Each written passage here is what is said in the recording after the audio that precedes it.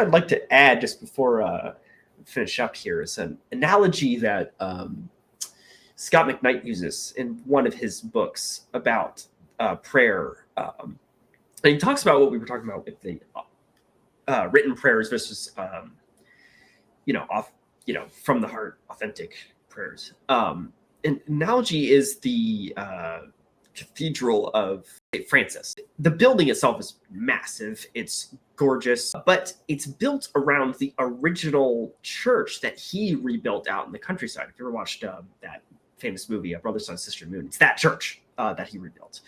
And that smaller church is very plain and simple, but you can go inside and pray in there and such. And I think they do services in both essentially, but you come out of that little tiny church and you're back into the massive Gothic cathedral with all the windows and such. Well, McKnight was saying that that's a metaphor for how you can think about written versus authentic prayers.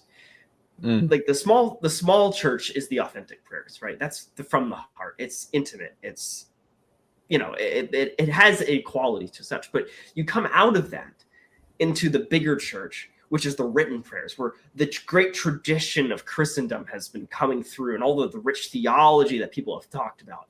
And you're praying with all of those people now in that tradition, in the great story of the Christian walk.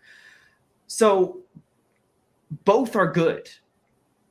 And you can't remove one or the other, or you would break something. But so it doesn't have to be just, I only ever do written prayers, or I only ever just speak authentically. It doesn't, that is a non sequitur. Both exist within the life of the church, and both are very valuable for the life of the church. So I think that's a good way of approaching it.